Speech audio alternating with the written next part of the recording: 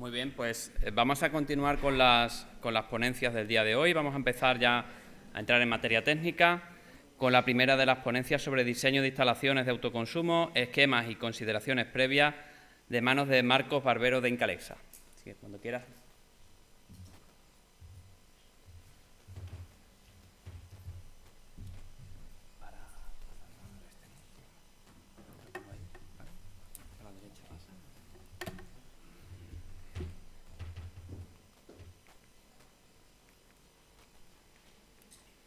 Espera un segundo, no pasa el mando.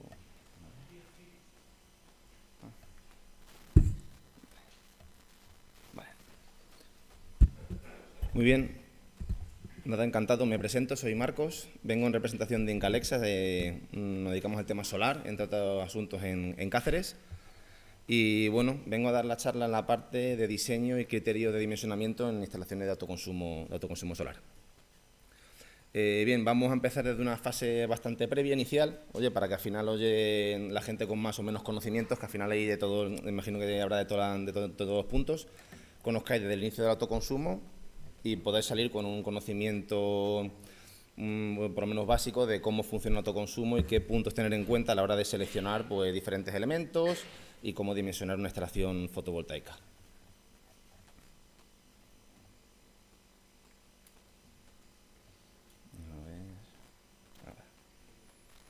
Vale, el objetivo de esta formación serán 2 puntos, que será el diseño y las consideraciones previas que habrá que tener dentro de la instalación fotovoltaica cuando se busque en la fase de autoconsumo. A ver, un segundito que me cuesta. No va, ¿no? Vale, diseño. En este caso, bueno, el diseño, pasamos, sí.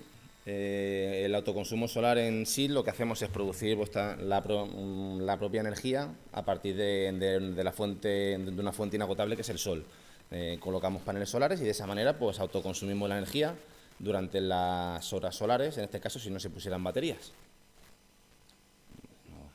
¿Cómo funciona el autoconsumo? Pues en carácter general, ¿no? Pues oye, las placas solares producen una energía eléctrica, esa corriente es producida y transformada a partir de las placas solares pasaría a un inversor y del inversor pasaría ya energía que estaría filtrada ya directamente al consumo de la vivienda.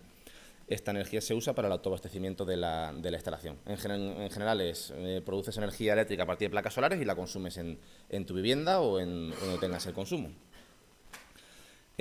Cuando el criterio de dimensionamiento hay que tener en cuenta 2 puntos. Si vas a estar conectado a red o si no vas a estar conectado a red. En este caso, si estás conectado a red, vas a tener 2 fuentes de suministro. Vas a tener la fuente de suministro de la calle más la fuente de suministro que te va a generar tus placas solares. En este caso, vas a tener que ir jugando con la producción eléctrica que tienes en este caso con las placas solares y durante las horas solares tendrías consumo que vendría de las placas y en las horas no solares, si no tuvieras baterías, consumirías directamente de la red eléctrica. Sería un punto. Luego tenemos la segunda solución, que es que no estés conectado a la calle, una casa aislada, una vivienda aislada en la que no tienes conexión a red. Tendrías la misma producción de las placas solares que vendrían de tu cubierta, donde tuvieras las placas solares, y el caso de la red, en este caso, se simularía con las baterías. Las baterías serían quienes estabilizarían el consumo durante las horas solares. En este caso, ¿qué se haría? Se dimensionarían las baterías para que puedan soportar correctamente el consumo de cada cliente. En este caso, tendrías que dimensionar correctamente el número de placas y el número de baterías acorde al consumo que se quiera tener.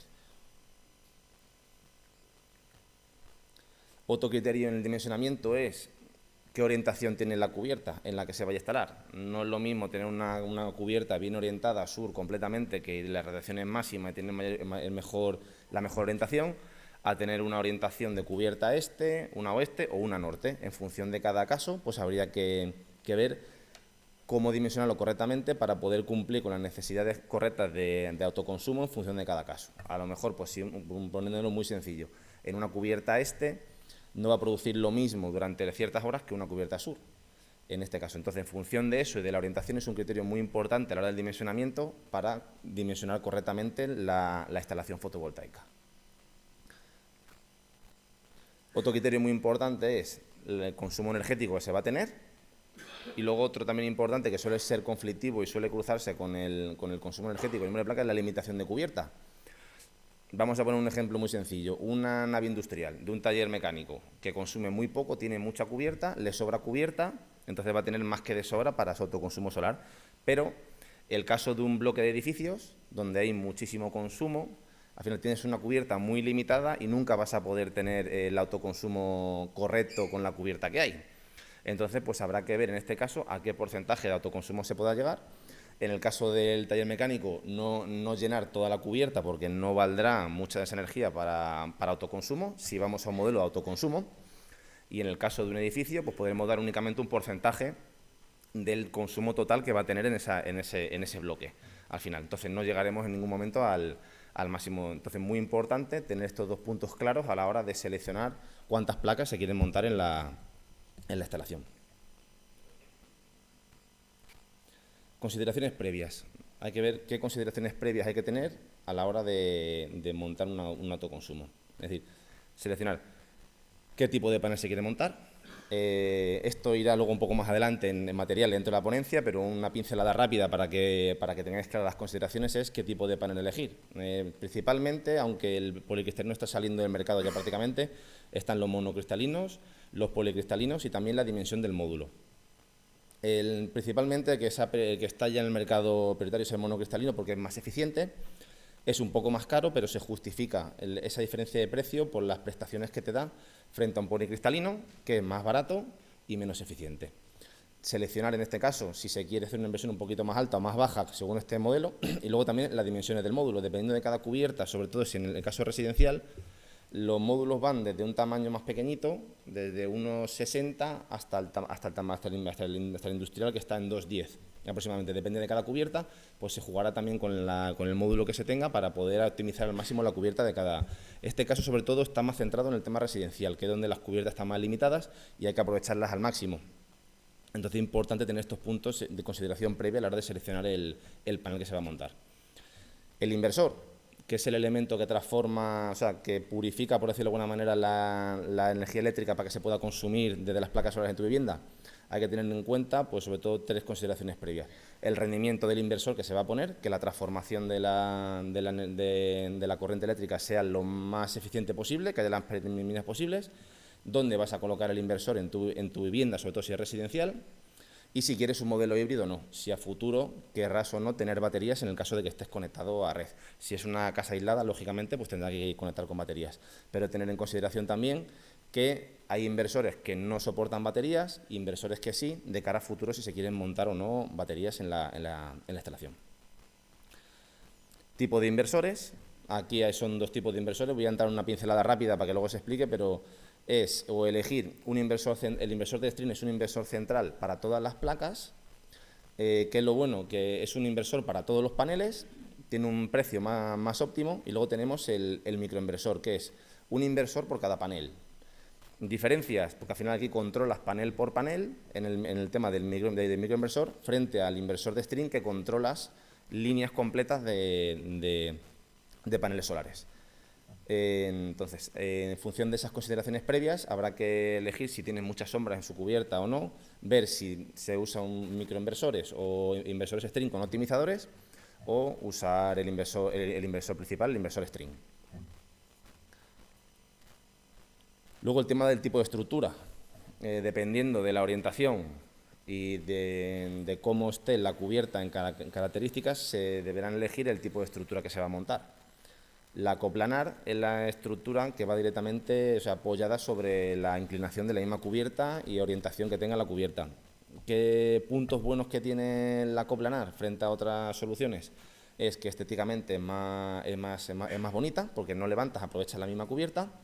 Los costes y el montaje son menores a la hora de presupuestar, hay que tenerlo en cuenta cuando se vaya a valorar. Y al final, tiene una mayor seguridad, sobre todo frente a las cargas de viento y frente a la cubierta. Al final es una solución más segura frente a las cargas de viento.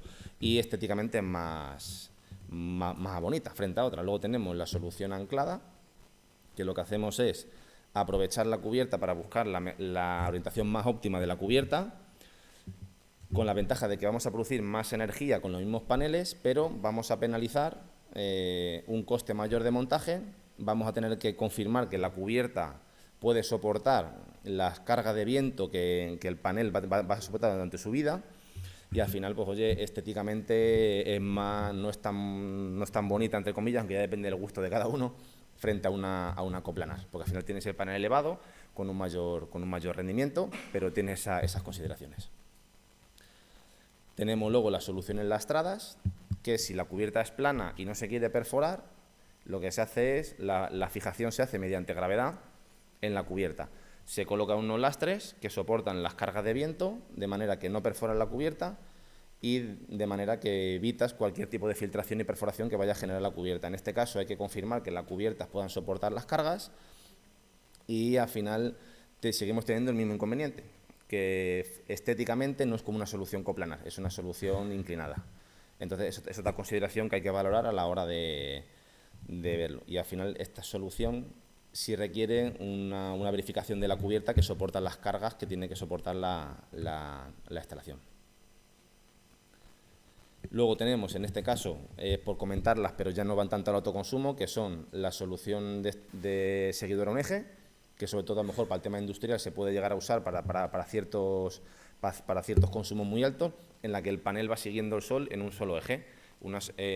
El panel va de norte a sur, el eje va de norte a sur y va pivotando este-oeste, buscando una mayor producción por las mañanas y una mayor producción por las tardes. Suele ser usado más, sobre todo, en sistemas de riego, en consumos de clientes que tienen muchísimo consumo y tienen un terreno al lado y quieren montarlo. Al final, un poco es una consideración que también se tiene que tener en cuenta a la hora de dimensionar, porque puede ser en algunos casos que al cliente le interese esta solución. Y luego pasamos, que es una solución que ya está, que no se usa, pero por comentarla, que es seguidora a dos ejes, que sigue tanto en el eje este-oeste como en el norte-sur, de manera que consigues el máximo rendimiento. Estas las soluciones son soluciones más antiguas, cuando el panel era mucho más caro, en el que se aprovechaba al máximo la producción solar. Ya prácticamente no se monta, no es una solución que vea, por al final por los costes, sobre todo, de operación y mantenimiento que tiene.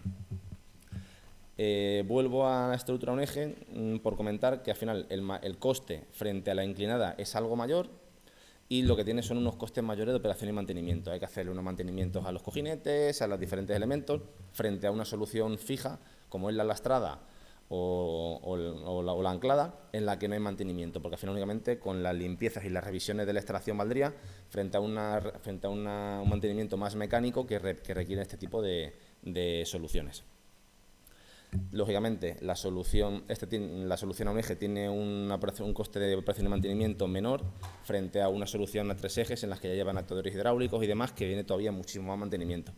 Por eso esta solución también se ha descartado, porque los costes de mantenimiento disparan la instalación y al final, como consideración de instalación, se descartan en muchos casos.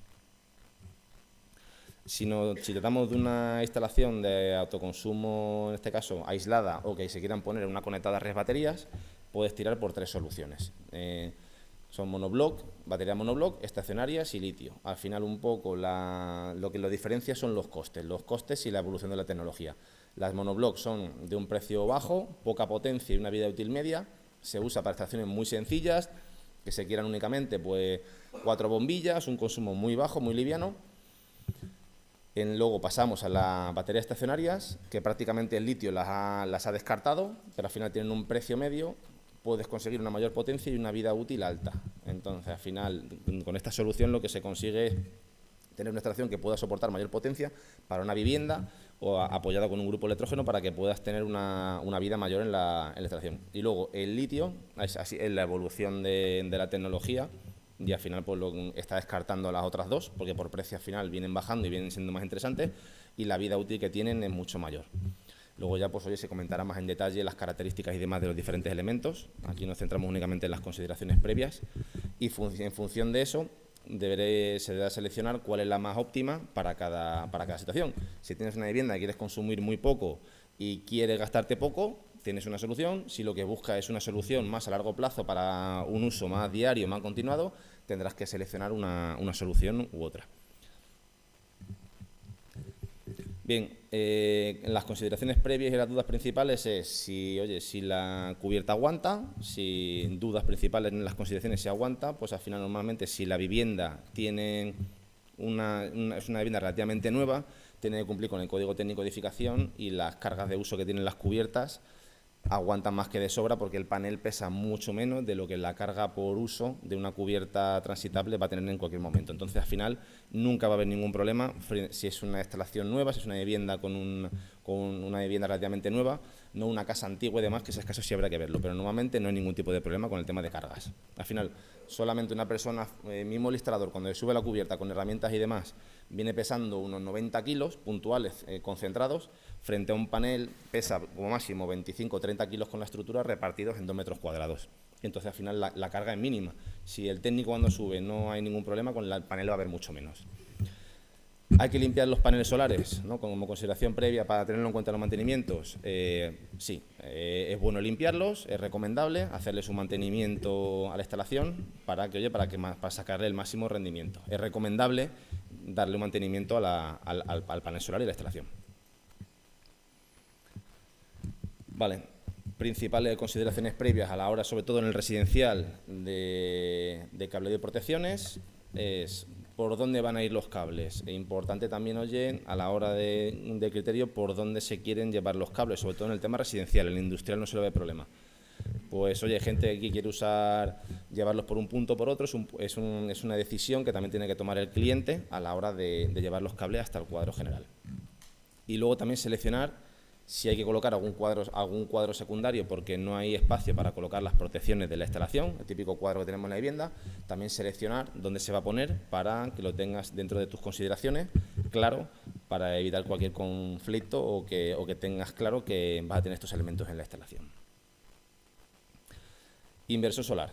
Los principales puntos son dónde se coloca. Igualmente, el inversor es un elemento, oye, que puede ser como la pantalla, más o menos, depende si es residencial o industrial, y hay que colocarlo en algún sitio. También hay que tener una consideración de dónde vas a colocar ese inversor, dónde quieres colocarlo. No es lo mismo colocarlo en un salón que colocarlo en un pasillo, en un garaje y demás. También es un punto que hay que tener en cuenta a la hora de seleccionar su colocación. Es importante y tenerlo claro, más que nada para evitar cualquier tipo de problema futuro. ¿Hacen ruido? Los inversores en sí hacen prácticamente ningún ruido, dependiendo si tienen refrigeración activa o refrigeración pasiva.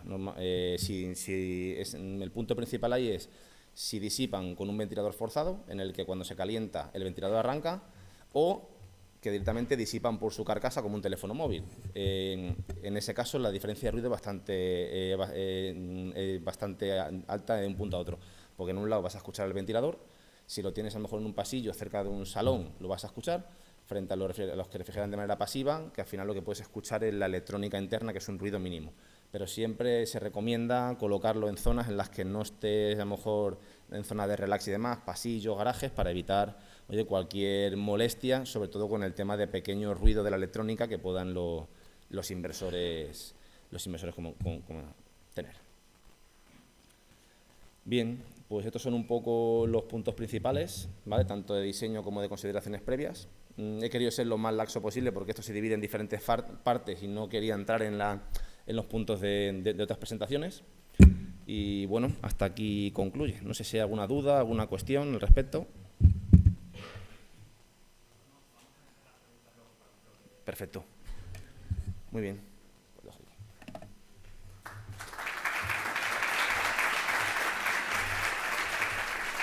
Muchas gracias, Marcos.